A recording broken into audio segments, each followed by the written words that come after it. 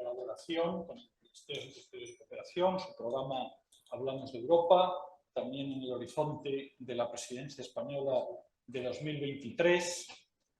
Y el objetivo de esta reunión es hablar con los alumnos, o sea que verdaderamente vamos a intentar ya ir preparando las preguntas, porque se trata de que seáis vosotros fundamentalmente los que podáis entrar en diálogo con representantes del Parlamento Europeo, eurodiputados, que son vuestros representantes en la Cámara, y con el secretario de Estado de la Unión Europea, a que me gustaría dar de una manera muy particular la bienvenida y agradecerle que pueda estar con nosotros en esta mañana. Todos son personas pues, con agendas, como podéis imaginar, muy ocupadas y, por tanto, el que pueden hacer este hueco para hablar con todos nosotros pues, es muestra también de su compromiso con la construcción europea y con el diálogo con los ciudadanos, que es el punto central de esta consulta ciudadana, ¿verdad?, sobre ciudadanía europea, democracia y participación. Bueno, hay muchos temas que se podrían tratar. Nosotros hemos hecho una pequeña selección, y hemos solicitado a los miembros de la mesa y de la conversación que estamos teniendo que sobre todo subrayen esos puntos, pero por supuesto que caben muchos otros temas y también si tenéis cualquier pregunta posterior sobre cualquier otro tema, yo creo que cabe perfectamente plantearlo y hablarlo y dialogarlo en la mesa. Pero habíamos pensado en bloques de temáticos, la participación ciudadana en la Unión Europea, el derecho de sufragio activo y pasivo, las listas transnacionales, las propuestas para fortalecer la ciudadanía europea. Bueno, hemos tenido una conferencia sobre el futuro de la Unión Europea que ha reunido, y además de una manera muy abierta, a ciudadanos de toda la Unión Europea, que ha escuchado propuestas de los grupos más variados, y hay sobre la mesa una serie de propuestas que también requieren una canalización. Yo creo que no se le ha dado a la conferencia sus resultados pues toda la importancia que se le debería dar. Es cierto que no siempre es sencillo, que generar el consenso entre todos los Estados miembros, como bien sabemos, pues es una tarea ardua, pero sin ninguna duda que todas esas iniciativas que han surgido de la ciudadanía deben de ser trasladadas y deben de ser llevadas a la práctica. Bueno, yo no voy a decir muchas más cosas, le voy a dar enseguida la palabra al secretario de Estado, Pascual Navarro, secretario de Estado de la Unión Europea, que tiene una larga trayectoria relacionada con temas de Unión Europea. Pascual Navarro empezó la carrera diplomática en 1987, en 2009 fue ministro consejero, ha sido embajador de España en Praga en 2011 y además de haber ocupado diversos puestos diplomáticos, una formación muy internacional como corresponde en la Sorbona, en la London School of Economics, pues también ha sido secretario general para la Unión Europea y después secretario de Estado para la Unión Europea. Yo le rogaría a Pascual Navarro que nos hiciera un poco el punto de la cuestión, ¿verdad? ¿Dónde estamos en estos momentos en relación con los temas de ciudadanía, de participación ciudadana y quizá también los puntos centrales del debate europeo en estos momentos?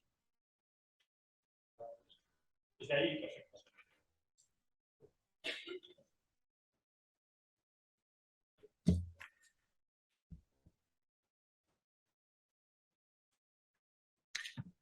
Bueno, muchísimas gracias, José María. Siempre es un placer volver a esta universidad. Yo no he estudiado aquí, mi mujer sí, entonces le tengo cariño. Y además, bueno, como hablábamos antes, he estado viniendo aquí desde 2015 regularmente a las actividades que viene realizando el Instituto en colaboración con la Secretaría de Estado para fomentar la reflexión sobre las cuestiones europeas y en particular las institucionales. O sea que siempre es un placer volver a la universidad y en concreto al Instituto Universitario de Estudios Europeos.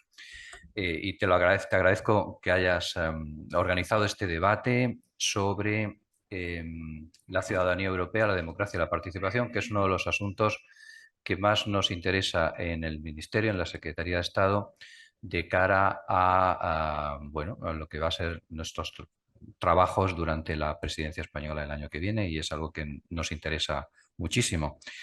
Bueno, con Isabel, con Adriana y José Ramón, pues estoy también encantado de partir y de escuchar vuestro punto de vista al respecto, que siempre es importantísimo. Como has recordado, esto se enmarca dentro del programa de Hablamos de Europa. Que el objetivo del programa y de este tipo de actividades, como digo, es preparar nuestra presidencia en el segundo semestre del Consejo de la Unión Europea, en el segundo semestre del año que viene, y sobre todo escuchar a la sociedad civil. Es decir, el objetivo de este programa es, tenemos una ponencia sobre la presidencia en el Congreso, tenemos un grupo de trabajo en las comunidades autónomas, pero queremos también tener un mecanismo de diálogo, un marco de diálogo con la sociedad civil y en concreto en este caso es más en particular con universidades y con jóvenes y saber cuáles son sus preocupaciones, qué ideas nos aportan y esta actividad te lo agradezco mucho que la hayas podido organizar porque nos es fundamental para nosotros, ¿no? Voy a intentar leer lo que me ha propuesto mi colaborador, que siempre se me queja mucho de que no suelo seguirle demasiado, pero esta vez está muy bien sus planteamientos y los comparto plenamente. Como sabéis, ha sido formado también aquí. Entonces, bueno. Como sabéis, la primera idea que quería exponeros es que el concepto de ciudadanía es algo fundamental para España como Estado miembro de la Unión Europea. España ha sido uno de los países que han ayudado a contribuir decisivamente a desarrollar este concepto de ciudadanía europea. Ha sido uno de los países que más ideas ha aportado. Somos uno de los padres de esta idea. Y la idea de ciudadanía europea, Europa de los ciudadanos, siempre ha estado en el eje de la acción de todos los gobiernos de españoles a lo largo de los años y de los gobiernos que han estado también al frente de la presidencia de turno, o sea, de un signo o de otro. Yo creo que la idea de ciudadanía y de fomentar la ciudadanía, ampliar los conceptos de ciudadanía, siempre ha estado ahí, ¿no? Y por consiguiente va a continuar estando durante este año y también durante la próxima presidencia, ¿no? ¿Eso por qué? Bueno, sabéis la historia. Nosotros somos un país que se adhiere a la Unión Europea, la idea de pertenecer a la Unión Europea, de tener una identidad europea añadida a la identidad nacional, etcétera, siempre ha sido una de las señas de identidad y aspiraciones de la participación española en la Unión Europea. No es de extrañar. Otros países, las motivaciones para entrar en la Unión Europea son más complejas, sobre todo los nuevos países, y la idea de una ciudadanía europea pues la tienen quizás no tan enraizada como la tenemos nosotros, y hay una discusión en este momento al respecto, como sabéis bien. Pero España siempre lo hemos tenido clarísimo, para nosotros es fundamental, ¿no? ¿Qué supone que destacar dos aspectos de esta idea de ciudadanía europea? Uno es la idea de los ciudadanos europeos como titulares de derechos y la otra es la idea de los ciudadanos como acreedores de servicios, como beneficiarios de las políticas de la Unión Europea. El primero, me referiré un poco después, es más tradicional, ¿no? El tema de la participación, ya lo has aludido, José María, ¿dónde vamos? La ciudadanía, ¿qué supone como participación en las políticas? Pero me voy a detener en el segundo aspecto, yo creo que es más reciente, es la idea de los ciudadanos europeos como realmente son los beneficiarios de la Unión Europea, son los sujetos de la Unión Europea. Conceptos que se han ido desarrollando en los últimos tiempos, como Europa que protege, no desde el punto de vista francés, sino para todos. Es decir, yo creo que este concepto se ha desarrollado mucho en las últimas crisis, la crisis del COVID, la crisis actual. Lo fundamental es proteger a los ciudadanos. Todas las políticas de la Unión Europea deben ser desarrolladas para que los ciudadanos se beneficien, los ciudadanos europeos se beneficien del valor añadido que supone las políticas comunes de la Unión Europea, el trabajar en común y no meramente con políticas nacionales, siempre ha sido pensando en los ciudadanos, ¿no? Esto Creo que es en este momento fundamental hablar de una Unión Europea volcada a los ciudadanos. Ayer estábamos, mi colaborador Ricardo y yo, hablando del núcleo duro de las políticas europeas, que es el mercado interior, aunque parezca lo más abstracto, sin embargo, hay que repensar el mercado interior, Adriana, es hacia los ciudadanos. Yo creo que el mercado interior está muchas veces pensando en funcionamiento abstracto de la economía en general o de las empresas. No, el mercado interior, los destinatarios finales son los ciudadanos. Al final, que si tienes el roaming, que si tienes derecho al acceso a determinados servicios en un sitio o en otro. Yo creo que las políticas europeas pensadas hacia los ciudadanos es un concepto que en este momento se va abriendo camino y que nosotros queremos en España apoyar definitivamente y queremos escuchar también las contribuciones de los ciudadanos en este sentido. ¿Qué pasa cuando no funciona esta idea? Pues es evidente las dificultades, vuelvo al mercado interior, las dificultades que ha habido para que funcione el mercado interior en los últimos tiempos con la crisis del COVID, que se han cerrado las fronteras y yo me quedo con mis productos, no los circulo. No sé, al final los perjudicados son los ciudadanos que no han tenido las mascarillas, que no han tenido el acceso a los productos alimenticios, etcétera, etcétera. O sea que yo creo que cuando no funcionan las políticas europeas, los perjudicados son precisamente los ciudadanos y lo hemos visto muy claramente, yo creo que con la crisis del COVID. Pero volviendo a la primera gran cuestión, que es la participación, es cierto que hay un punto de partida en este momento, que es la Conferencia sobre el Futuro de Europa. Ha supuesto un gran ejercicio de participación ciudadana. Yo creo que ha superado las expectativas. Es verdad que las expectativas eran bajas al principio porque nació como nació, una consulta. Luego vino el COVID, dificultades realmente para desarrollarla.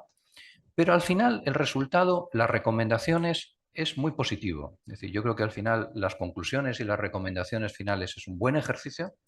Yo creo que la ciudadanía ha sido capaz de contribuir a ello. Yo creo que han tenido un protagonismo relevante. No ha sido, no ha sido secuestrado por los Estados miembros, por los gobiernos, por las instituciones. José Ramón no va por por los parlamentarios, etcétera, aunque ha habido intentos. Yo creo que realmente la mayoría de las propuestas que han sido asumidas son propuestas de los ciudadanos y eso está muy bien. Y realmente en donde ahora estamos, en la Conferencia sobre el Futuro de Europa, es en dar seguimiento a estas conclusiones. La Comisión ha hecho un análisis de las propuestas, ha dicho, bueno, cuáles están siendo ya desarrolladas, cuáles se podrían desarrollar, cuáles supondrían reforma de los tratados, etcétera. En el Consejo estamos haciendo lo mismo. Y que sepáis que la Comisión ya ha presentado un programa de trabajo para el año que viene, que es el último de esta legislatura de la Unión Europea, de un programa de trabajo de 40 y tantas iniciativas. Muchas de ellas son nuevas propuestas y responden a propuestas de la Conferencia sobre el Futuro de Europa, en todo tipo, o sea, propuestas de todo tipo, sobre temas, por ejemplo, salud mental, materias básicas, bienestar animal.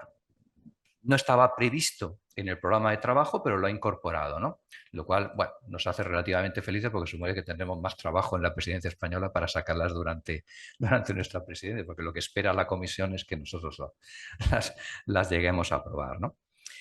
Otra consecuencia es que la Comisión ha asumido, aparte de un seguimiento de la conferencia, la idea de tener nuevas consultas cada vez que hay una propuesta legislativa relevante. Eso está muy bien, es una buena iniciativa, la hemos apoyado.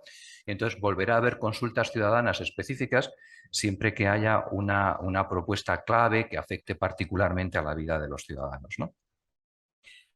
Luego estamos, aparte del seguimiento de la conferencia y en parte también motivado por la conferencia, están todas las cuestiones, también has mencionado, institucionales sobre participación. Yo que estamos, la ciudadanía, es verdad que el núcleo duro de lo que está en los tratados es la participación de los ciudadanos en las políticas de la Unión estamos en este momento analizando propuestas en este sentido para aumentar la legitimidad democrática de la Unión Europea y, por consiguiente, la participación de los ciudadanos en las políticas.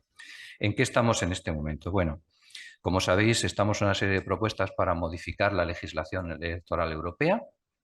de la que podemos hablar más en detalle. Has mencionado las propuestas, es una propuesta que ha presentado el Parlamento Europeo. Nuestros 3 ponentes son partícipes de esa propuesta, pues la han votado. Y esa propuesta está ahora en manos del Consejo. Hay 3 temas fundamentales ahí, que son las listas transnacionales, la igualdad de género y el umbral de participación, pero luego hay muchísimas propuestas adicionales sobre el funcionamiento de las elecciones, la fecha, etcétera, ¿no? Bueno, está en este momento en discusión y luego puedo ser un poco más preciso si me hacéis preguntas sobre lo que opinamos al respecto, ¿no? Pero en fin, hay una voluntad de reformar la legislación europea para fomentar la participación de los ciudadanos en las elecciones europeas, que sabéis que es un problema. Entonces, básicamente, si lo que queremos, ciudadanía europea, es participar en las políticas, lo fundamental es participar en las elecciones al Parlamento Europeo y estar implicado en la actividad del Parlamento. Y por eso yo creo que la propuesta del Parlamento es pertinente, pero plantea numerosísimos problemas. Hay otras propuestas también para proteger la integridad de los procesos electorales, para defender los procesos electorales europeos y nacionales de la injerencia extranjera, de la desinformación. Sabéis que es un problema muy importante en este momento. Y dentro del Plan de Acción sobre Democracia Europea que ha presentado la Comisión, hay otras actividades y otras propuestas. El acceso de los ciudadanos móviles a las elecciones. Sabéis que, bueno, hoy día, afortunadamente, hay un gran número de ciudadanos europeos que residen, estudian, etcétera, en otros países. Y entonces, ¿cómo pueden participar en sus propios procesos electorales o en los procesos electorales europeos? Hay un reglamento sobre fundaciones europeas, hay un reglamento sobre financiación de las fundaciones y de los partidos políticos europeos, etcétera, ¿no? Bueno, toda esta discusión se está en este momento en ello, con aspiración de que se llegue a resultados antes de las próximas elecciones al Parlamento Europeo, que sabéis que son en mayo del 2024, y por consiguiente la presidencia española pues, necesita avanzar muchísimo en estos expedientes, a ver hasta dónde se puede llegar, y estamos en este proceso de consultas con partidos políticos y con la sociedad en general, a ver cómo ven realmente esta cuestión, ¿no? Bueno, sabéis que la Comisión presentó un informe trienal sobre la ciudadanía europea en el año 2020, lo cual eso me hace indicar, Ricardo, que tendremos uno en nuestra presidencia. Ahí habrá que hablar con la Comisión. Pues la Comisión puso encima de la mesa los temas que os estoy mencionando: mejorar la participación democrática, el empoderamiento y la inclusión, facilitar la libre circulación y simplificar la vida cotidiana, promover la ciudadanía de la Unión, proteger a los ciudadanos en tiempo de crisis, etcétera, ¿no? O sea, son las ideas sobre las que está trabajando la Comisión durante estos últimos tiempos. Bueno, estas son las cuestiones que están encima en la mesa del Consejo y que están en el debate. Yo creo que las ideas que has dicho, José María, para hablar, que es la participación ciudadana, el derecho de sufragio, las listas transnacionales y otras cuestiones que, como os he dicho, más conceptuales sobre cómo ser beneficiarios de los derechos y de los servicios de las políticas europeas, pues eso es lo que está como digo, en el debate, y es lo que nos gustaría a mí y a mis colaboradores escucharos, ¿no? Y que nos digáis un poco cómo lo veis. Pero antes vamos a nuestros compañeros, ¿no? A ver cómo también lo veis vosotros y escucharos a vosotros.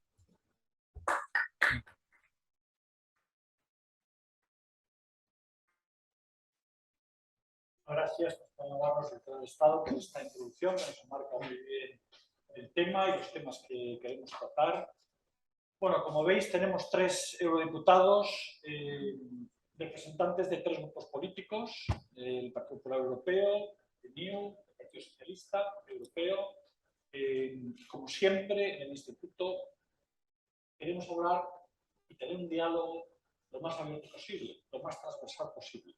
Desde que creamos el Instituto en el año 2020, con Marcelino Oreja como presidente, ha sido nuestra vocación clarísima. Hace falta dialogar, hace falta hablar, hace falta hacerlo a través de las líneas políticas, porque la integración europea, obviamente, es un desafío para todos, un destino para todos los ciudadanos españoles. Bueno, voy a darle primera palabra a Isabel Benjumea, Isabel Benjumea, luego Adriana y después José Ramón. Isabel Benjumea, bueno, tiene una trayectoria empresarial, estudió empresariales, Derecho y Relaciones Internacionales, en ICADE. Nobody is perfect, no lo hizo, pero vamos, por esta vez se lo vamos a perdonar. Pero después una carrera brillantísima, porque además de su actividad profesional, fue la creadora, cofundadora de la Red Florida Blanca, es diputada desde el año 2019. En estos momentos es responsable en materia de fondos de recuperación europeos de la delegación española del PPE. Es la responsable del Parlamento Europeo del informe sobre la Unión del Mercado de Capitales. En fin, tiene una diversidad, como veis, de actividades, una fuerte impronta empresarial, con un compromiso muy fuerte con los valores del liberalismo y, por tanto, muy interesante escuchar lo que Isabel nos va a decir enseguida.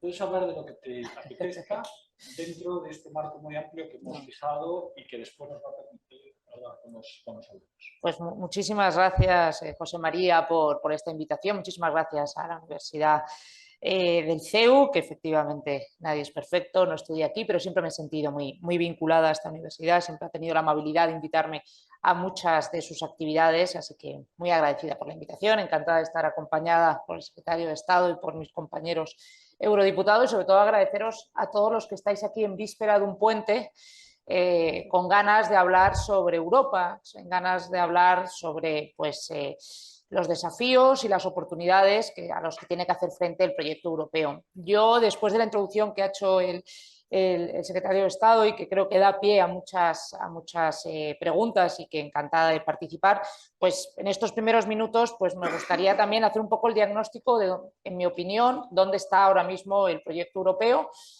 porque creo que estamos en un momento absolutamente decisivo. Estamos viviendo una serie de crisis a las que cuando yo llego al Parlamento Europeo, que es el año 2019, llegábamos todavía adaptándonos a la idea de que iba a haber un Brexit, de que el Reino Unido abandonaba la Unión Europea. Y la gran duda era, bueno, cómo iba a reaccionar la Unión Europea ante ese divorcio, si iba a ser un divorcio amistoso o si iba a ser un divorcio no amistoso, como tristemente pues fue el caso, aunque veremos ahora, somos capaces de ir trabajando en todas las áreas en las que, vamos, debemos y espero que seamos capaces de trabajar de manera conjunta. Pero ese era el gran desafío. Habíamos tenido la gran crisis a propósito de los refugiados y de la inmigración, habíamos tenido una crisis financiera que había tenido un impacto inmenso, sobre todo en las nuevas generaciones, en la gente más joven europea, y teníamos el Brexit. Pero lo que nadie podíamos imaginarnos es que nada más pasados 2 años íbamos a tener una pandemia que absolutamente rompía todos los esquemas, que primero se llevaba un montón de vidas por delante, pero sobre todo lo que suponía era un desafío inmenso para el proyecto europeo cuando veías estados unilateralmente cerrando fronteras, cuando veías que la libre circulación de personas se veía absolutamente alterada, cuando veías que había un gran debate sobre si derechos fundamentales, como es la capacidad de libre movilidad, se estaban viendo amenazados por un bien superior, que era la protección frente a un virus que nadie veía.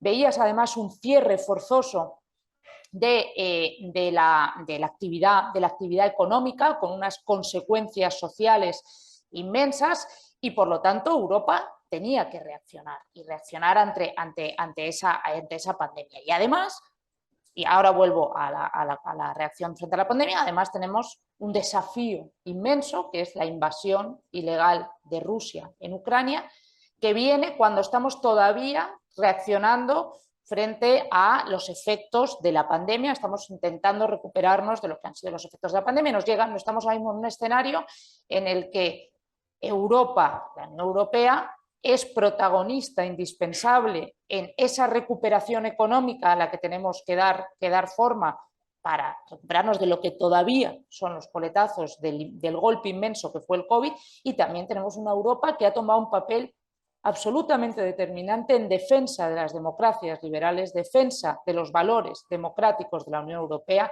enfrentándose y denunciando con mucha valentía y mucha determinación a la invasión ilegal de Rusia en Ucrania, diciendo, a pesar de que esto va a tener unas consecuencias sobre nuestra maltrecha economía, nosotros vamos a defender la soberanía de Ucrania y vamos a defender las democracias liberales en Europa, nuestros derechos y libertades frente a la agresión de Rusia. Y eso nos lleva a un escenario de una crisis de suministro energético, una crisis de precios, una inflación descomunal y, por lo tanto, un impacto de nuevo sobre lo que decía que era una maltrecha economía. Yo creo que Europa ha sabido reaccionar. Europa supo poner en marcha un plan de contingencia o de estímulo económico sin precedentes, que son los fondos Next Generation, supo entender la necesidad de poner un estímulo económico y supo, sobre todo, reaccionar para garantizar que todos los europeos teníamos acceso a las vacunas, que era lo que nos permitía volver a ponernos en marcha. Además, creo que Europa ha sabido tomar una posición firme. Creo que es fundamental la unanimidad que ha habido en la decisión de reacción frente a la invasión rusa y en relación a las sanciones. Por lo tanto, estamos en un momento en el que, ya os digo, cuando llegamos en 2019 la mayor preocupación era si íbamos a saber pues, sobreponernos al Brexit, y todas estas cosas han pasado. Y en todo esto lo que está en juego es que Europa siga siendo un continente de oportunidades y que Europa siga siendo un continente que pueda mantener y salvaguardar el estado de bienestar, que es nuestra principal seña de identidad. Y frente a eso es donde yo creo que es esencial la Convención sobre el Futuro de Europa, que es donde se ha ido preguntando, y además ha sido espectacular la participación en un contexto que ya ha hecho referencia el secretario de Estado, de complejísimo por la pandemia, pero lo que ha sido espectacular ha sido la cantidad de gente que se ha acercado a participar, de organizaciones de todo tipo que se han acercado a participar. Y para mí la mayor conclusión que sale de ahí es que solamente juntos podemos hacer frente a los grandes desafíos. La pregunta es qué significa ese juntos y cómo articulamos ese juntos. Y ahí, por supuesto, habrá posiciones distintas o visiones distintas. Y lo que también está claro es que todas estas crisis que os he ido detallando se dan en un contexto en el que está habiendo un crecimiento, una floración de populismos, de movimientos políticos que tienen representación amplia en el Parlamento Europeo y que están ahora mismo también teniendo una representación amplia en muchos de los Estados miembros, donde tú empiezas a escuchar voces que dicen que Europa no necesariamente es la solución o que juntos no necesariamente es la solución. Por lo tanto, cómo reaccionemos a estas crisis, cómo seamos capaces, no solo desde la perspectiva de la Unión Europea, de la Comisión, el Parlamento, sino también cómo los Estados miembros, que son actores principales para poder dar esas respuestas, reaccionen. Y yo ahí doy dos pinceladas por no alargarme y lo que estoy es deseando escuchar las preguntas y que podamos tener un debate. Yo ahí sí que creo que Europa se la juega si no sabe entender lo que está esperando la ciudadanía de la Unión Europea. Europa se la juega si mantiene agendas que posiblemente tenían mucho sentido en el año 2019, cuando son las elecciones europeas, pero que tal vez no tengan todo el sentido en el año 2024. Europa se la juega si los fondos Next Generation no llegan a las pymes, a los autónomos, a las empresas. Europa se la juega si no somos capaces de dar una respuesta coordinada que permita hacer frente al reto del desafío energético. Europa se la juega si nos encontramos ahora con que algo que habéis hecho referencia, que comentábamos en el café, nos olvidamos de que dentro del ADN y de lo más importante de la Unión Europea es el mercado interior o los fondos de cohesión, pero no lo hacemos de una manera que sea útil y que dé respuestas a los ciudadanos. ¿Y por qué utilizo la expresión de se la juega? Porque en el fondo nos la jugamos todos. Si en las próximas elecciones europeas ese porcentaje de partidos que no están tan de acuerdo con la integración europea o que consideran que tal vez las soluciones sean una visión más nacionalista, que ya lo decía Stefan Zweig, que los nacionalismos sean del tipo que sean, pues son el principal cáncer europeo, pues si no reaccionamos podemos estar dándole gasolina a esos planteamientos. Por lo tanto, es esencial estos diálogos, es esencial escuchar en este caso a los jóvenes, y también es esencial que toméis conciencia, yo esto siempre lo digo, yo he estado siempre desde la sociedad civil y ahora tengo el honor, la suerte de poder estar representando a los ciudadanos, pero también la importancia de participar de estos procesos y de exigirnos esa rendición de cuentas que considero esencial para que nos veamos en la obligación de dar respuesta. O sea que abierta al debate y muchísimas gracias de nuevo por la invitación.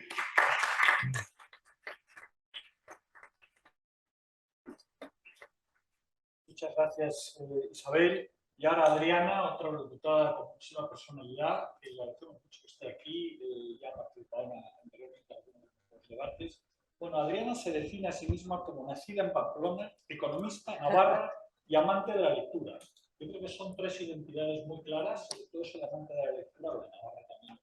Yo también estudié en Navarra y es una acción que me encanta, verdaderamente, en toda su variedad. Adriana ha tenido primero una vida profesional antes de su compromiso político o en paralelo a su compromiso político. Es economista por la Sociedad de Administración de Empresas Internacionales con la Universidad Pública de Navarra, máster en Economía Internacional por la Universidad Autónoma de Madrid y en la Unión Europea por el Instituto Europeo.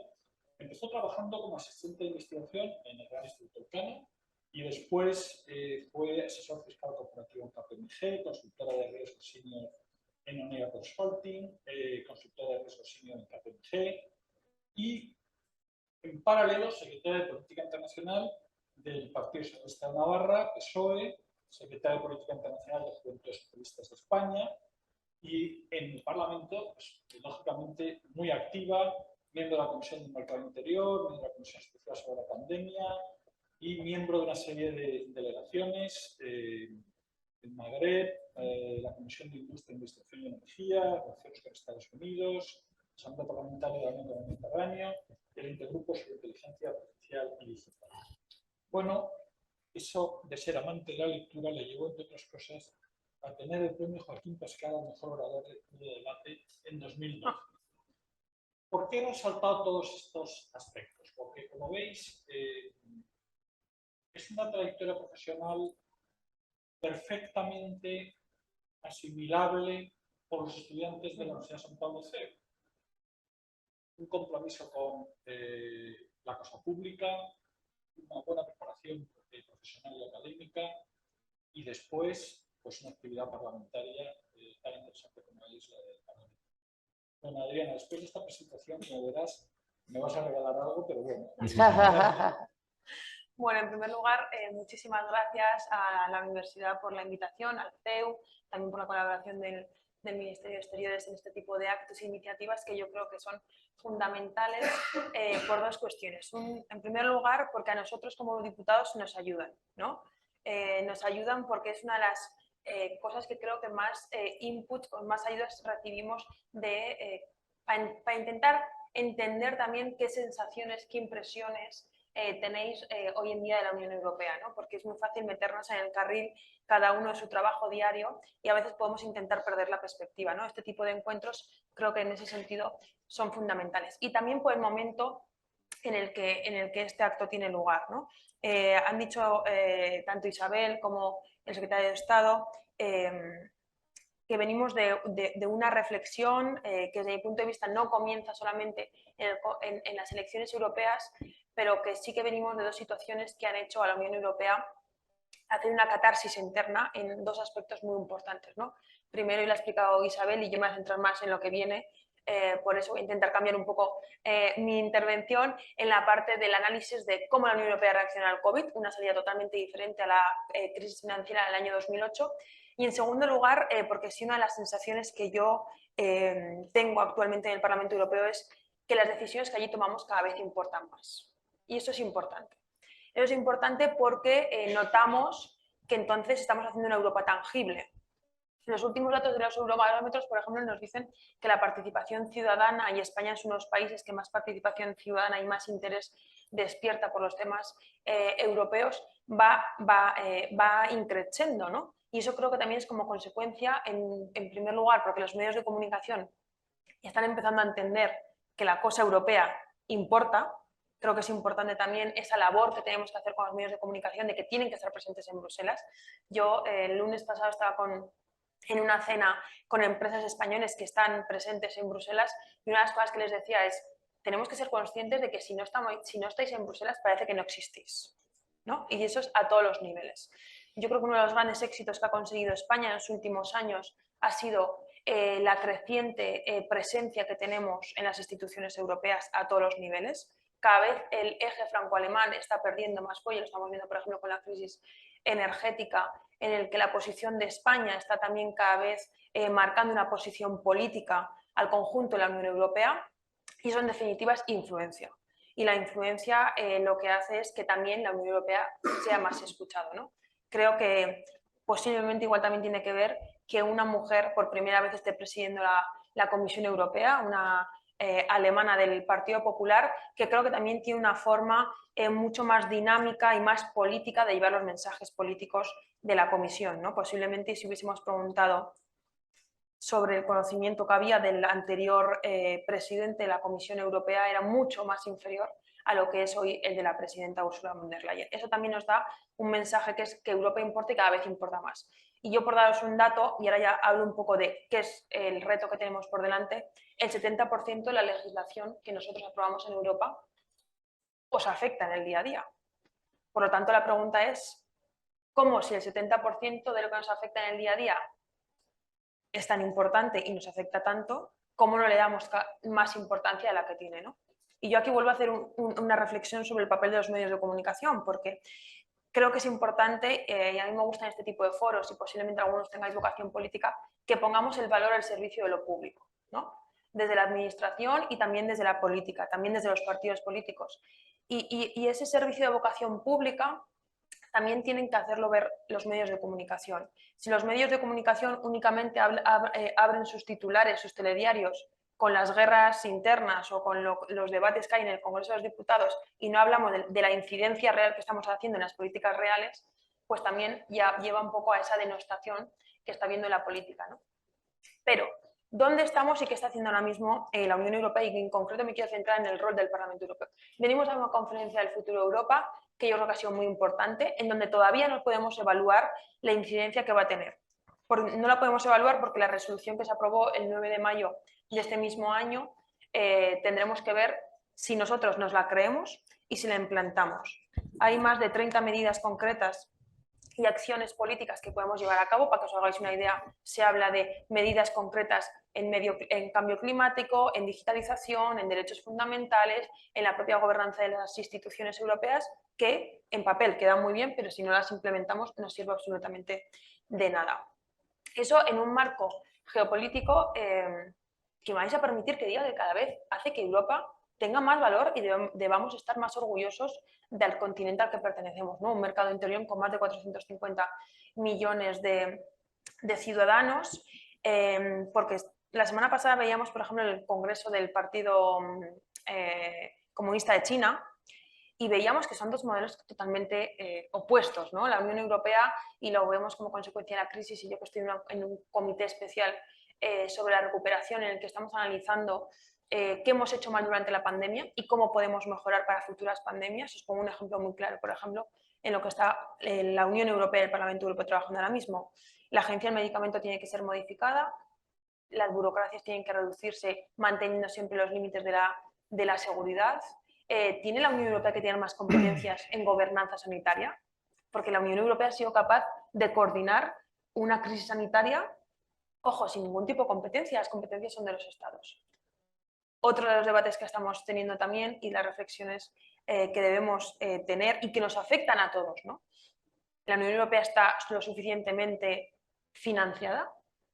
Si queremos cada vez tener más competencias europeas, si cada vez las decisiones que allí tomamos son más importantes y los Estados miembros se están dando cuenta, por ejemplo, en materia energética, posiblemente tengamos que hacer un análisis sobre las vías de financiación que tiene la Unión Europea.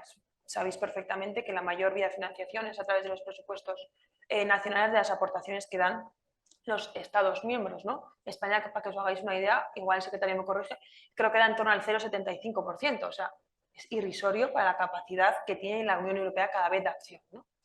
Eso a nivel más de gobernanza, pero nos enfrentamos a unas elecciones que van a llegar en el año 2024, y ahora voy a hacer una pequeña mención a la presidencia española, en el que hay cierta ciudadanía que está un poco desubicada, en primer lugar, porque el principio del Spitzencandidate, por ejemplo, no se cumplió ya en las elecciones del 2019, ¿no? El Parlamento Europeo aprobó una propuesta legislativa, una iniciativa en la que marcaba un poco las bases sobre la futura ley electoral. Y es que al final Europa será útil si la hacemos tangible, es decir, todos entendemos que en el año, yo que soy de Navarra, como bien comentabas, en el año 1989, para pasar a Francia había que pasar vía pasaporte. Hoy en día tú te vas a Berlín, yo estuve hace 2 semanas allí, y vamos con el DNI. Eso es el mercado europeo, eso es la Unión Europea. El roaming ya no es necesario. Vale, pero es que ahora estamos debatiendo en el Parlamento Europeo, por ejemplo, la creación de una identidad digital europea. Eso significa que gracias posiblemente a la Unión Europea, en 10 años, lo que tengamos sea una wallet digital en la que no solamente podamos tener documentación pública, es decir, nuestro expediente académico, nuestro DNI, nuestro número de la seguridad social, sino que también ayuda a los sectores empresariales. Por ejemplo, el sector bancario está muy interesado en esta propuesta porque ve que se van a reducir muchas de sus trabas burocráticas a la hora, por ejemplo, de conceder una hipoteca. Esto es hacer Europa, ¿no? Y esto es lo que tenemos que ser capaces de explicar. O, por ejemplo, que el Parlamento Europeo, vamos a decir, la Unión Europea en su conjunto, a iniciativa del Parlamento, es el primer continente en el mundo en el que ha puesto obligaciones a las grandes plataformas.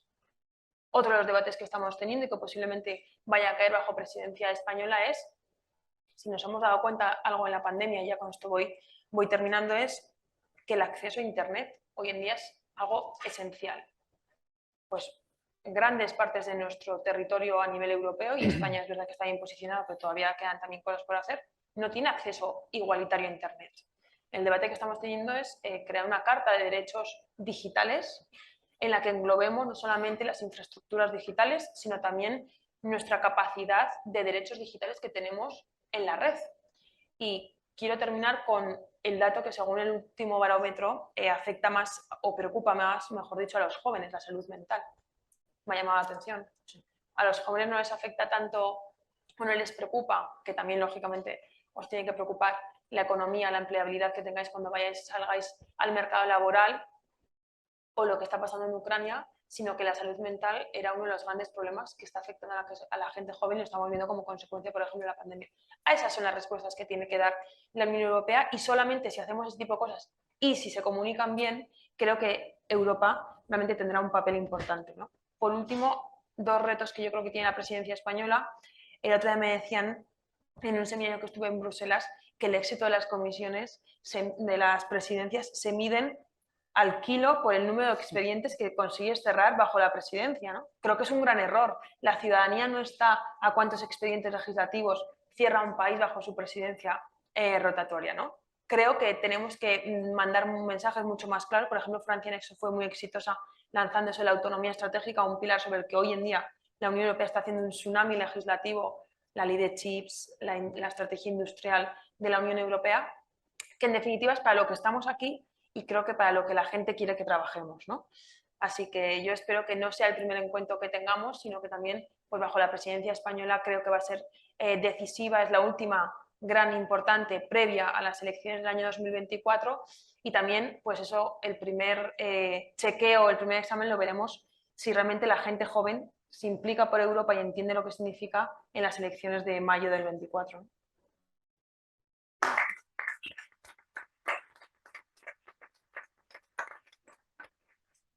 Bien, Adriana, gracias por haber introducido temas muy actuales, novedosos, sus consecuencias desde el punto de vista de la ciudadanía. Bueno, va a cerrar este turno de intervenciones Ramón Bauzá tiene una larga trayectoria política, además en puestos de responsabilidad al más alto nivel, habiendo sido entre 2011 y 2015 presidente de la Comunidad Autónoma de las Islas Baleares, ha sido también senador, eurodiputado, miembro titular del Comité de Transporte y Turismo de la Cámara, miembro también del Comité de Asuntos Exteriores. En los últimos años se ha dedicado mucho a temas de Oriente Medio, a temas de América Latina. Es también el coordinador de Renew dentro del Comité de Transporte y Turismo. Y además continúa con su actividad profesional, lo cual verdaderamente siempre me llama la atención y lo alabo, ¿no?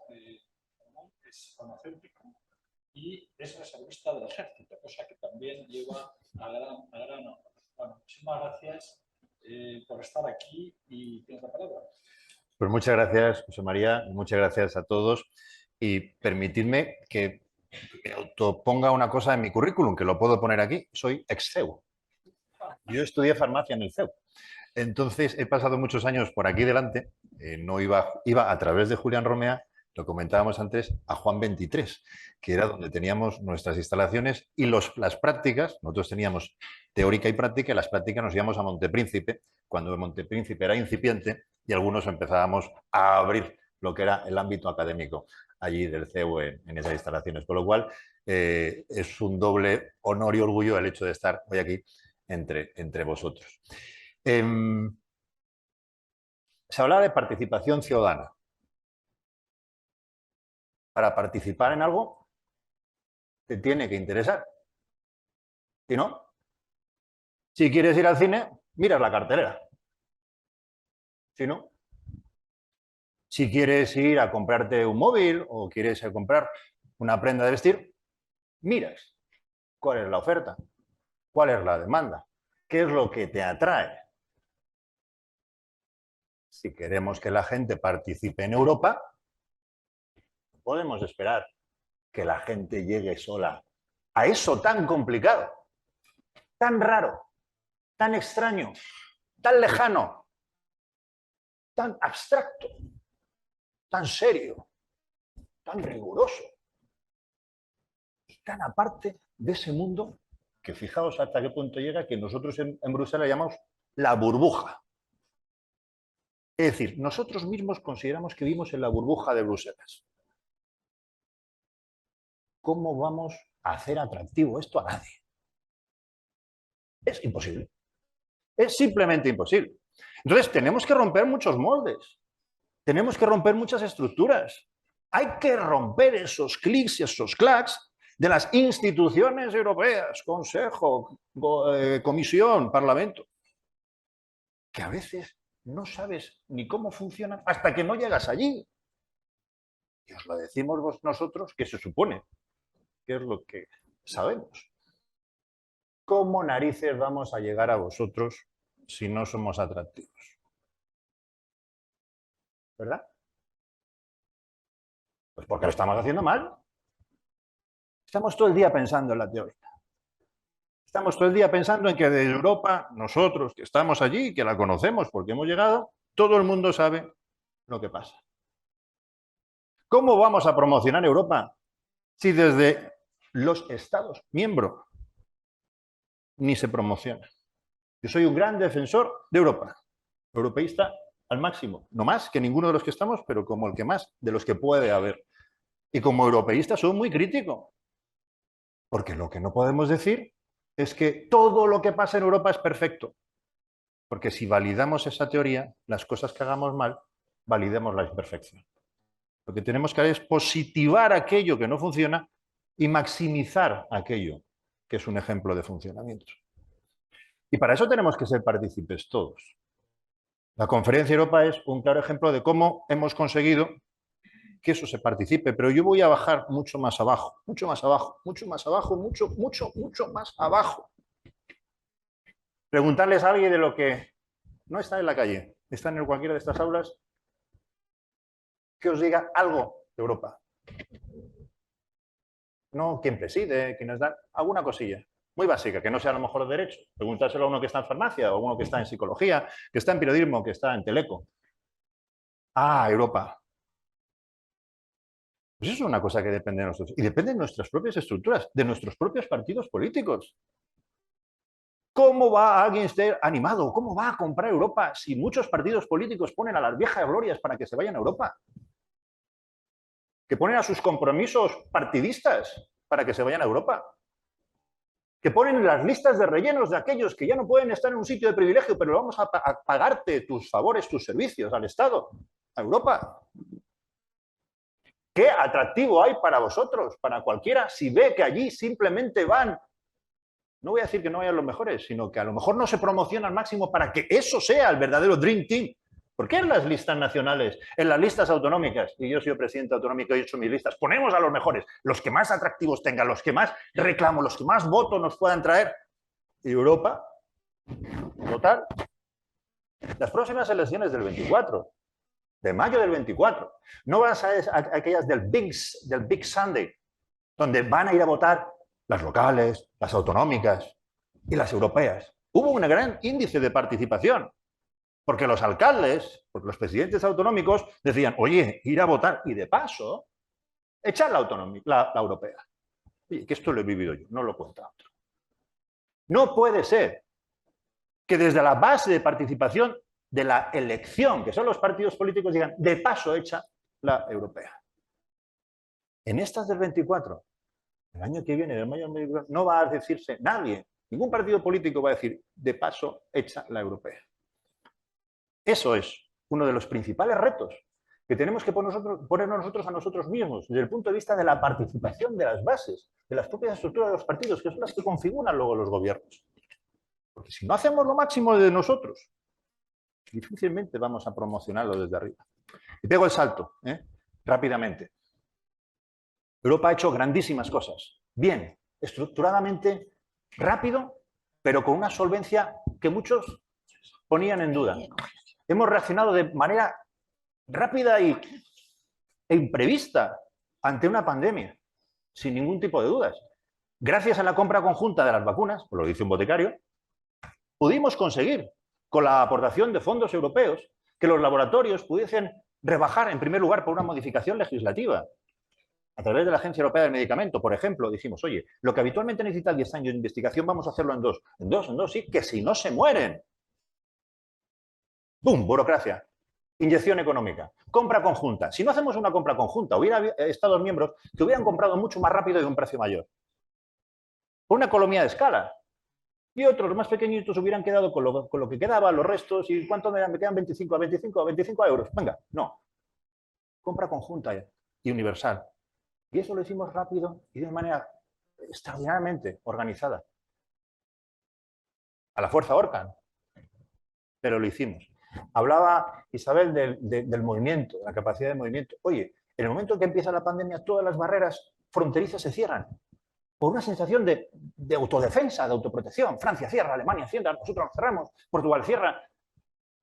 Y pusimos en marcha los Green Corridors, que ya se mantienen además, que son los que permitieran rápidamente salir las líneas de evacuación para material sanitario, para material de primera necesidad. Eso lo hicimos de una manera rápida y organizada.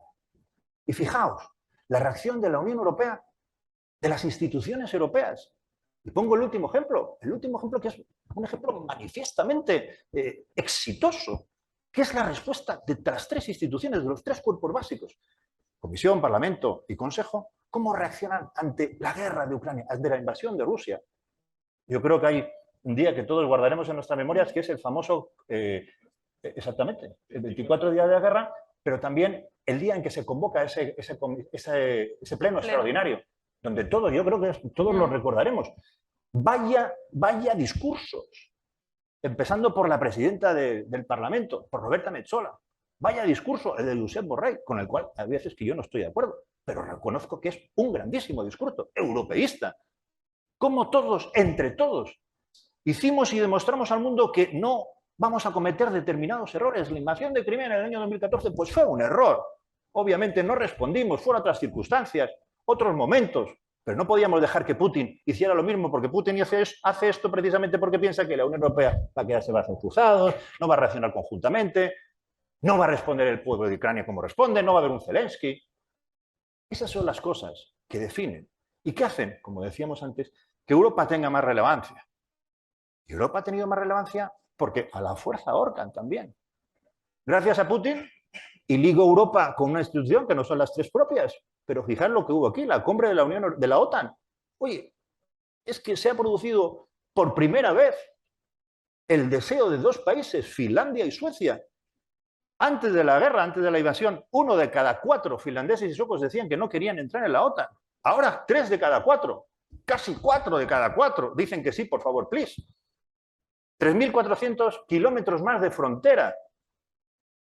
Y ahí está el Parlamento Europeo, que da cobertura, no a la integración o la incorporación, pero sí a la seguridad de la defensa, precisamente ante todos esos retos que son los que hacen que Europa sea hoy y lo decía Pascual perfectamente, secretario de Estado, en el ámbito del mercado interior fundamental, imprescindible. Pero es que Europa es el gran mercado del mundo, somos la región con una mayor capacidad de mercado. Y esa estabilidad, esa seguridad jurídica, esa necesidad de superar esos problemas que algunos no imaginábamos nunca, decía tanto Isabel como Adriana. Yo hago mucho Middle East, estoy en países árabes continuamente, y me decía, hablando con uno, decía, ¿qué es lo que habéis vivido más en los últimos años? Cuéntame. Pues mira, pues hemos vivido un Brexit, hemos vivido una pandemia, hemos vivido una guerra. Y te dicen, ¿y cuántos años llevas tú en el Parlamento Europeo? Digo, 2. Ostras. Y todo eso no ha sido por capacidades legislativas, han sido por situaciones que se han producido. Que el mundo en el que vivimos, en su movimiento político, social, está generando y a la que la Unión Europea tiene que dar respuesta, como es la mayor democracia unificada de una región en el mundo, ¿no? Por eso mismo, y ya acabo, de verdad, yo creo que esos retos y oportunidades es el Año Europeo de la Juventud. Tenéis una oportunidad más que nunca. Vosotros sois los verdaderos artífices del proyecto de Europa. Nosotros somos parte ahora en este momento circunstancial porque nos ha tocado vivir. Pero yo a mis padres no les voy a convencer mucho de lo que pasa en Europa. Ya lo ven por la tele. Chico, ¿cómo estás? ¿Cómo lo estáis allí? ¿No? Ellos, mis padres, nosotros vamos a intervenir nosotros más, mis padres, vuestros abuelos menos. Pero los que verdaderamente va a intervenir en Europa sois vosotros. Sois piezas fundamentales en ese puzzle institucional, social, económico, general, y puzzles de importancia estratégica, porque, y os animo de verdad, los que estamos en Europa lo vemos cada día, vuestra oportunidad de participar en la vida de las instituciones europeas a través de las becas, de los intercambios, de los cursos, de todo lo que hay. No estaba en mi época. En la de Adriana e Isabel sí, en la mía no. Por lo tanto, aprovechad esas oportunidades. Bucear en las instituciones. Ahondar en donde podéis llegar. Porque vosotros, por vuestra formación y por esa implicación y promoción y participación que nosotros debemos dar, debéis ser no solamente es el futuro que solemos decir los políticos, vosotros sois el futuro, no, vosotros sois el presente real. Así que yo os animo a participar desde esta misma conferencia y sobre todo a agradecer a personas como José María, que lleva una trayectoria que yo no voy a leer su currículum porque acabaríamos mañana, pero es el que nos ha permitido precisamente estar aquí para, oye, hablar claro entre nosotros y animaros a vosotros con esa publicidad que os venimos a dar de Europa. Así que el futuro no es vuestro, sino que el presente es vuestro y es necesario para nosotros. Muchas gracias.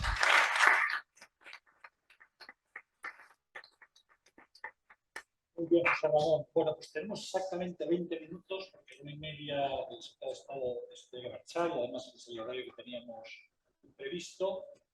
Yo os animaría a que hicierais no solo preguntas, sino comentarios, declaraciones. Vamos a ver si descubrimos un futuro ganador de un premio de debate. Seguro. Lo que necesitamos es que habléis y vamos a recopilar un poco todo y después daremos otra vez la palabra final a los miembros de la mesa. Adelante. ¿Quién rompe el fuego? Venga, sin timidez. Están de viernes. Aquí seguro que estás pensando en alguna cosa. Vamos a ver, ¿qué se te ha ocurrido? ¿Sí? ¿Sobre cómo se ha hablado? Déjale, Luis. Lo que me ha gustado bastante y eso es que estoy pensando. ¿Qué preguntas? Bueno, aquí. No.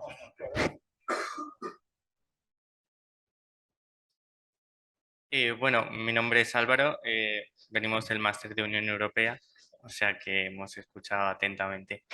Y la verdad es que una de las cosas que pues al final parece que es una reflexión, lo vemos a nivel nacional, que es ese tira y afloja continuo entre los partidos, los grandes partidos, que al final acaban pues muchas veces por no llegar a consensos cuando realmente sí los hay.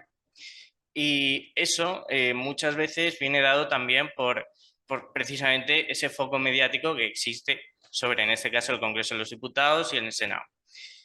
En cambio, en Europa eso no pasa y gracias a ello muchas veces se llegan a esos consensos. Así que la pregunta sería, ¿realmente nos interesa o bien llegar al mismo nivel de foco mediático que tenemos aquí en los estados, o si nos interesa más bien un foco mediático más limitado para poder hacer una Europa más pragmática, al menos? Pregunto. Bien, guardamos la pregunta, muy interesante, evidentemente. Mayor visibilidad lleva a mayor confrontación, a mayor intervención de los medios. De alguna manera se diluye los verdaderos temas porque lo que hay que hacer es hacerlos mediáticos frente a un mayor elemento tecnocrático, y en el fondo estamos hablando de la vieja tensión entre más democracia y la tecnocracia dominante de las instituciones europeas y en el medio de la eficacia y el debate. O sea que verdaderamente está tocando un punto central. Vamos a ver si sacamos más temas, más cuestiones que queréis plantear. Álvaro, después. Bueno, yo creo que cuando uno empieza un camino, normalmente lo primero que se plantea es a dónde quiere llegar, ¿no? En función de dónde quiere llegar, coges un camino o coges otro camino. Cuando alguien te dice, oye, ven y sígueme, lo primero que dices es a dónde me quieres llevar, ¿no? Entonces yo tengo a veces la sensación, ¿no?, de que muchas veces se nos dice, bueno, hay que seguir avanzando, pero no se nos dice hacia dónde.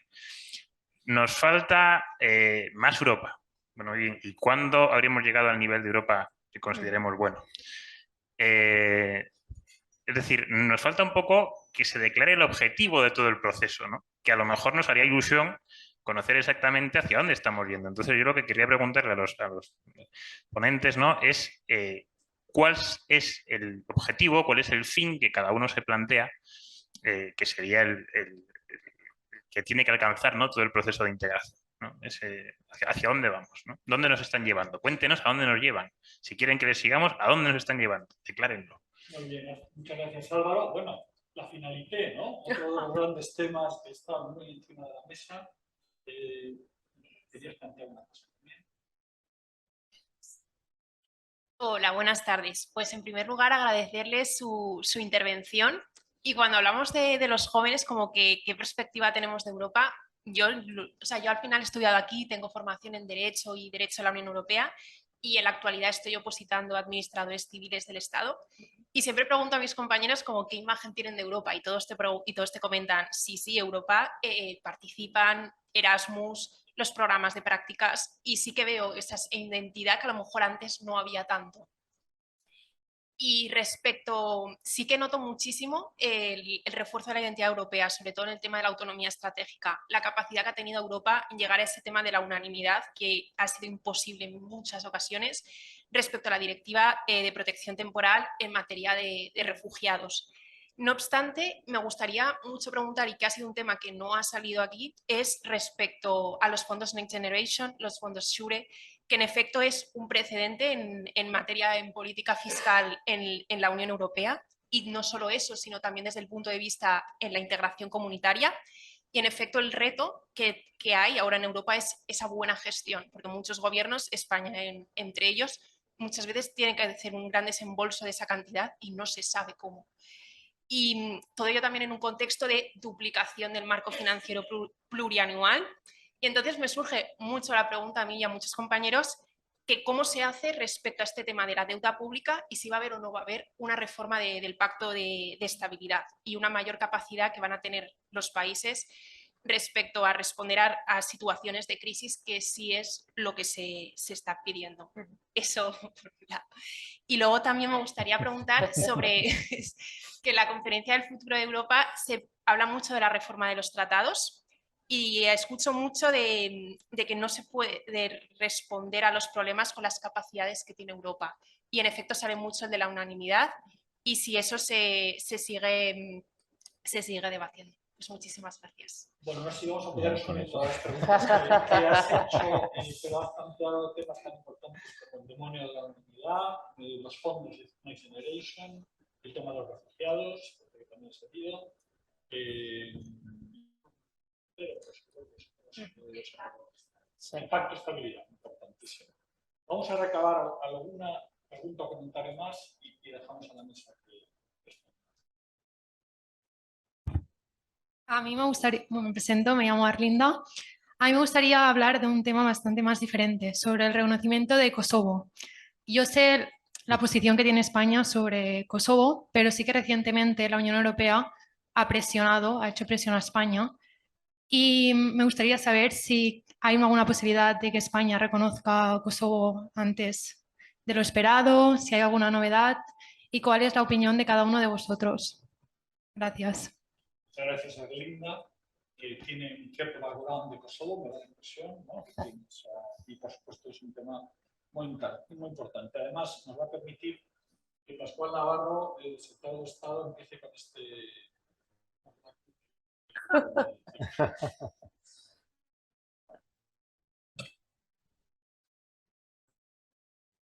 Sí. Bueno, comento brevemente las preguntas que habéis hecho, oye, que son estupendas, muy pertinentes, ¿no? La primera es muy interesante, sobre los consensos políticos. Vamos a ver, yo creo que perdemos de vista que ahora tenemos en este Parlamento, aquí veis la composición del Parlamento, esta es la mayoría del Parlamento Europeo. Y esta ha sido casi desde sus inicios. Los tres grupos políticos conforman la actual mayoría, hay una mayoría de gobierno en el Parlamento Europeo. Bueno, en el 24 nos jugamos que esto siga siendo así, ¿o no? Yo creo que lo importantísimo de las elecciones del 24 es que esta mayoría se puede perder, y podemos quedar en un Parlamento muy fragmentado y muy extraño, vamos a dejarlo así. Es decir, lo has mencionado tú, Isabel, hay muchos grupos, una presión de una serie de grupos de base nacionalista, básicamente, ¿no?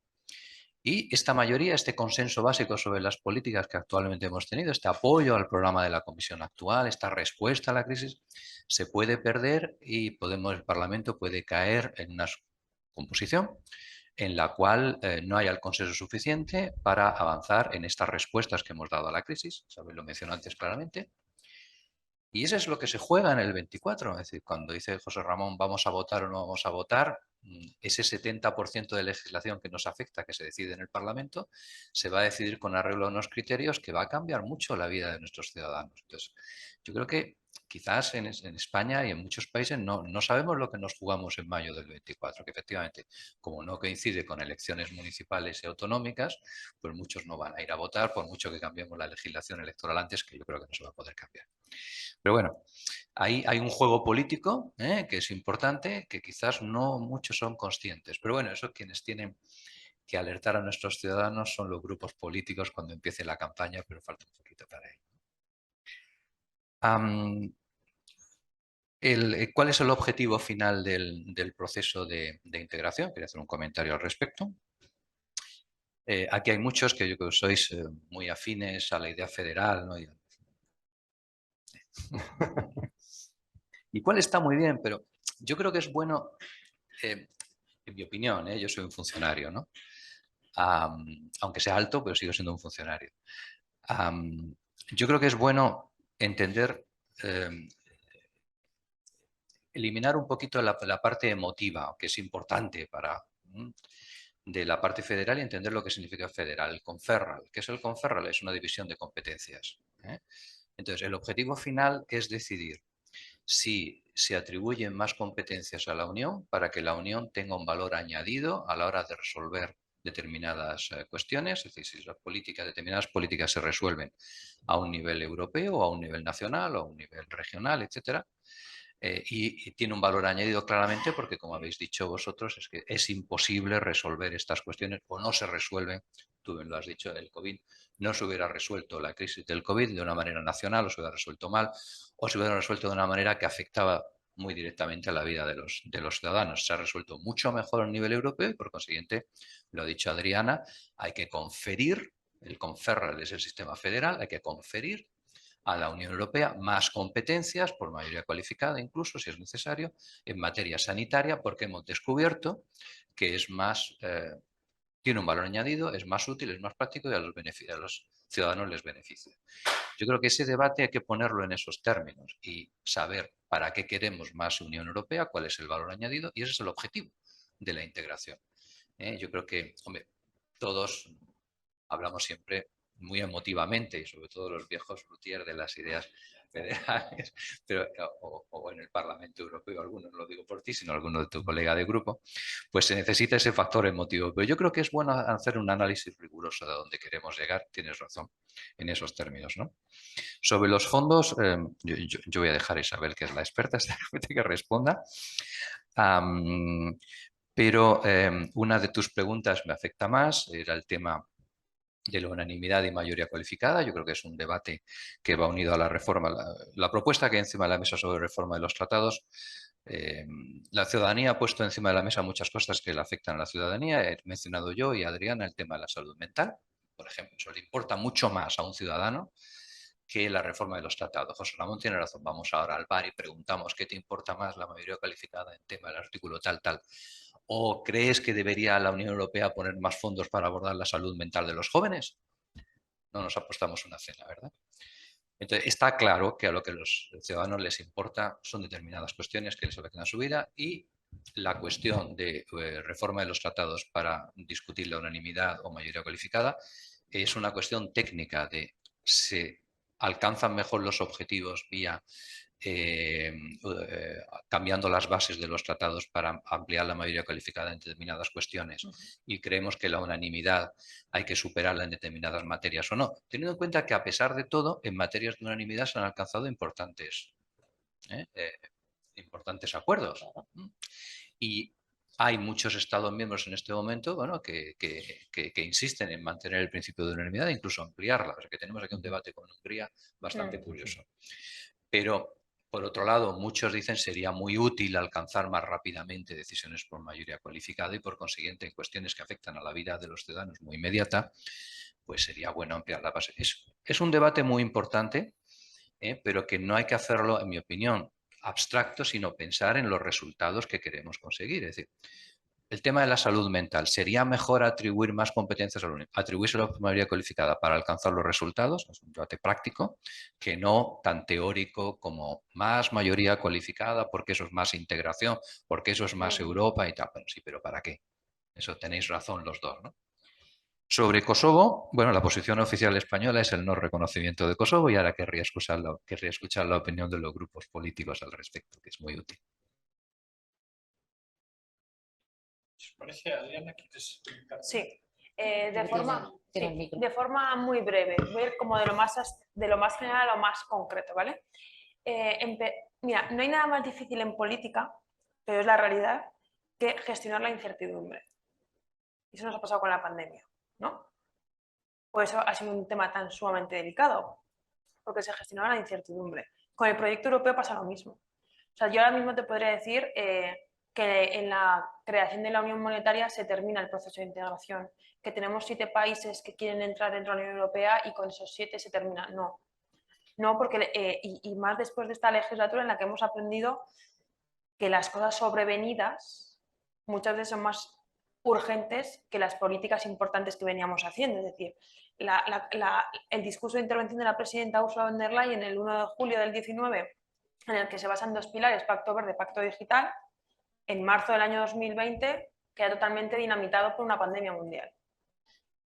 Por ejemplo, otro ejemplo claro de que no podemos tomar decisiones sobre hacia dónde va a ir ese proceso de integración es la unión energética. Antes, hace 1 año y medio, me atrevo a decirte que hace 1 año hubiésemos dicho que el debate que teníamos era sobre fijar precios a nivel europeo, unos topes máximos a la energía, y nos hubiesen tratado de locos. Pero eso ha llegado al Consejo, ¿no? Es decir, ese balance, ese equilibrio entre políticas urgentes y políticas importantes es el dilema en el que siempre nos tenemos que mover, ¿no? Lógicamente, dentro de una lógica de un proceso de integración y de la defensa de los valores europeos, ¿no? A mí, por ejemplo, hay una cuestión que me preocupa ahora bastante, y lo decía un poco el secretario, es, oye, es que ahora, por ejemplo, tenemos a Meloni en Italia, que es que igual dinamita decisiones importantes en el Consejo. Claro, es que luego también el momento político de cada gobierno y el rol que van a jugar en su proceso de identificarse más con la Unión Europea o no, va a hacer que la toma de decisiones del resto de agentes también cambie, ¿no? Eso en cuanto al proceso de integración. En cuanto al rol de los medios de comunicación, mira, yo me conformaría con que los medios de comunicación a nivel europeo cuenten y expliquen y comuniquen lo que hacemos allí. cosa que hoy en día no termina de pasar, ¿no? Y es verdad que tenemos corresponsales españoles fantásticos en España, españoles en Bruselas, con los que nosotros tenemos una interacción, pero depende mucho del rol de las empresas de medios de comunicación en España, ¿no? De la importancia que se le quiera dar. También ha habido un cierto debate sobre la creación de medios de comunicación a nivel europeo. Tenemos ya ciertos medios de comunicación que sí que dan una información mucho más paneuropea, que podamos decir, pero el impacto que tienen en el día a día sigue siendo muy, muy limitado, ¿no? Por lo tanto, no nos tenemos que acercar al modelo de querer esa... O sea, yo siempre digo que tú tienes que ser conocido, en este caso las instituciones europeas, por tu acción, no por el hecho de querer ser conocido, ¿no? O sea, tú siempre que quieras ser conocido tiene que ser porque tienes que contar algo, porque algo importa, porque tienes un objetivo, ¿no? Entonces yo creo que ahí la Unión Europea tiene que conjugar todavía ese rol de ser capaz de que esa comunicación llegue. Y nosotros, lógicamente, ahí también tenemos una labor importante, ¿no? Yo siempre, me vais a permitir la expresión, siempre intento decir que yo intento contar las cosas para que mis padres las entiendan, ¿no? ¿Por qué? Porque mis padres no tienen nada que ver con este mundo, no se dedican a esto para nada, pero yo sí que quiero que mi madre entienda perfectamente lo que yo hago en mi día a día, ¿no? Entonces ese rol de dejar de hablar un lenguaje político, de utilizar un lenguaje coloquial, igual que el que yo utilizo con mis amigas en una cena, es el que tenemos también nosotros que conseguir, ¿no? Entonces no solamente los medios de comunicación, sino todo el ecosistema que está en Bruselas, ¿no?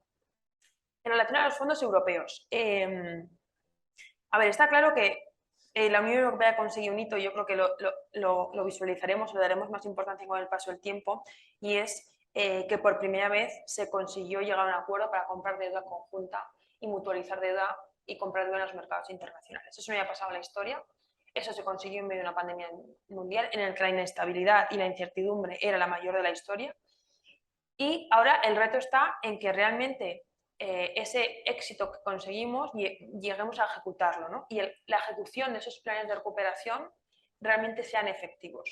Pero aquí hay un reto de gobernanza importante a todos los niveles de las administraciones, y es que por primera vez la Unión Europea cambia el concepto sobre la cuestión de la propia estructuración de los fondos. Pasamos de los fondos de cohesión de justifico gastos, recibo ingresos, a una política que está basada, que es el plan de recuperación, en hitos y objetivos. Eso lo hace mucho más difícil, porque ahora mismo España, para ir a recibir, que va a recibir ahora el tercer pago y es el primer país que presentó el plan de recuperación y es el país que más dinero está recibiendo, España como país cada 6 meses va a Bruselas y se somete a un examen de hitos y objetivos. Y en base a esos hitos y esos objetivos, España recibe la recompensación de fondos, ¿vale? Lógicamente, la evaluación y el seguimiento de esas políticas es una competencia que tiene que hacer la Unión Europea, pero la diferencia es que ni todos los países reciben el mismo montante, sabes que Italia ha sido el país que más ha recibido y España es el segundo más importante, ni todos los países tienen la misma configuración nacional en sus propios países, es decir, España es un país que está basado en las comunidades autónomas, en cambio el sistema francés es un país mucho más centralizado. Francia, por pura teoría práctica de gobernanza y de gestión pública, tiene una facilidad de implementar los fondos europeos mucho más fácil que la española. ¿Por qué? Porque tenemos comunidades autónomas y municipios, por lo tanto todos los alcaldes lógicamente quieren llevarse su pedacito de gestión, ¿no? Por ejemplo, tengo un ejemplo, el kit digital, ¿vale? Eso en Francia directamente no pasa porque es un sistema mucho más centralizado, ¿no? Y, por ejemplo, por darte otro dato, para que veamos un poco el ecosistema de la ejecución de fondos, Holanda, que es un país que está considerado como uno de los mejores gestores en administración pública que hay en la Unión Europea, hace 7 meses que presentó su plan de recuperación. Por lo tanto, también esa rapidez de que España es verdad que está siendo un poco como el conejillo de Indias, porque está siendo el primero que está yendo a esos exámenes de la Unión Europea, ¿no? Yo sí que creo que el reto es a nivel de país, creo que tenemos que conseguir que todos los stakeholders a nivel nacional y europeo se impliquen en la gestión efectiva de los fondos, porque es una deuda que vamos a dejar de pagar en el año 2058. Por lo tanto, tendremos que dar explicaciones a los ciudadanos de cómo gastamos nuestro dinero, lo tenemos que hacer de una forma transparente y hacerlo de una forma que realmente tenga un beneficio en el día de mañana, ¿no? Por último, y en relación a lo de Kosovo, sí que el Partido Socialista te diré que se abstuvo en la resolución del Parlamento, porque bueno, el Partido Socialista considera que no, ahora mismo no hay reconocimiento. Considera que no hay un reconocimiento, nosotros nos abstuvimos. Muy bien, muchísimas gracias, Adriana. José Ramón. Sí, muy rápidamente. Me he anotado cuatro notas para ser muy explícito.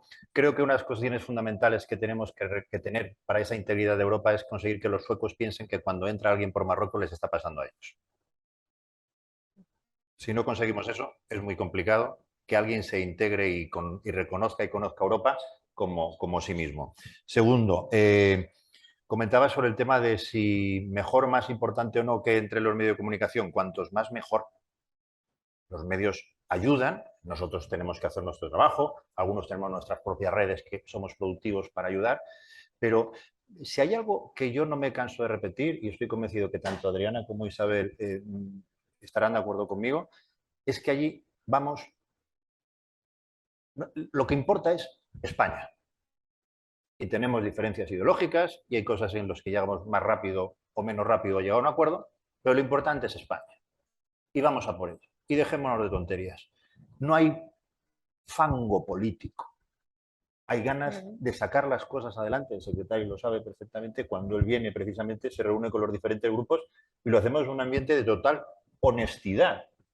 Tú, Pascual, nos preguntas, ¿cuáles creéis que son las principales prioridades? ¿Dónde consideráis?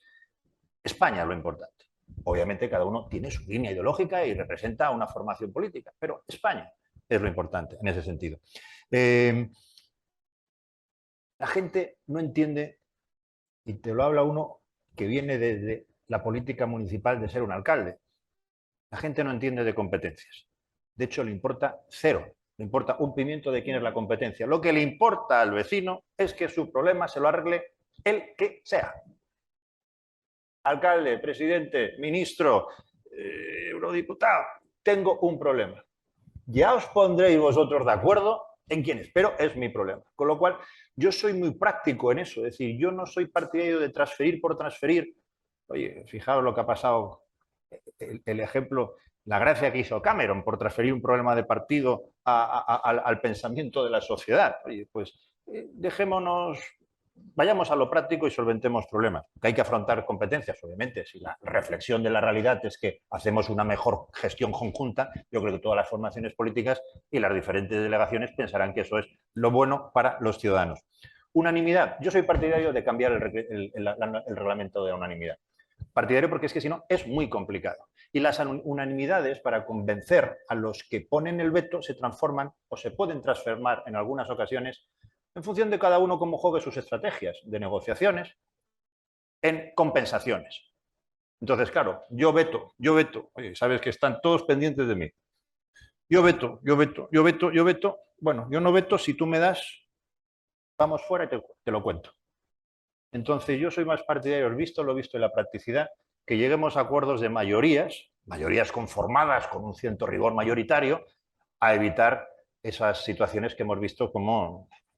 Tenemos que levantar de las mesas. Nosotros ahora, yo estoy en trílogo, supongo que vosotros estáis en trílogos en algún caso, el trílogo de la negociación de los tres. Oye, es que hay veces que dices, madre mía, cuando llega España en la presidencia, a ver cómo nos van los trílogos, que creemos todos lo mejor para España, pero ahora los checos, yo estoy en un trílogo sobre el SAF, que es los combustibles de sostenibilidad medioambiental, y están los checos que quieren acabar el trílogo ya.